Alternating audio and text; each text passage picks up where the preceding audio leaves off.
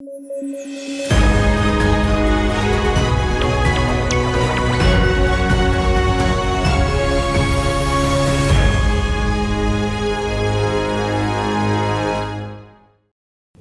اخبار کے مطابق اسرائیل نے مقبوضہ بیت المقدس کے احاطے میں اس مقام پر یہودیوں کو خاموشی سے عبادت کرنے کی اجازت دے دی، جسے یہودیوں میں حرم قدسی شریف کے نام سے بھی جانا جاتا ہے، جس سے اس مقدس مقام کی حیثیت تبدیل ہونے کا بھی خدشہ پیدا ہو گیا۔ رپورٹ کے مطابق یہ جگہ یروشلم کے دیواروں میں گھرے پرانے شہر میں اس علاقے کا حصہ ہے جس پر اسرائیل نے 1967 کی مشرق وسطی جنگ میں قبضہ کیا تھا۔ اس کے بعد 1980 میں اسرائیل مشرقی یروشلم پر قابض ہوا اور اس کے اس اقدام کو کبھی بھی بین الاقوامی برادری کی جانب سے تسلیم نہیں کیا گیا۔ سال 1967 سے اردن اور اسرائیل اس بات پر متفق ہیں کہ وقف اسلامی ٹرسٹ اس احاطے کے اندرونی معاملات کی دیکھ بھال کرے گا، جبکہ اسرائیل اس کی داخلی سیکیورٹی کو کنٹرول کرے گا۔ غیر مسلموں کو اس احاطے میں داخلے کی اجازت صرف مختص کردہ اوقات میں ہی دی جاتی ہے، لیکن غیر مسلم اس مقام پر عبادت نہیں کر سکتے۔ رپورٹ کے مطابق بتایا گیا ہے کہ ربی یہود، جو کہ ایک امریکی نژاد بائیں بازو کے سابق قانون ساز ہیں، اس مقدس جگہ کو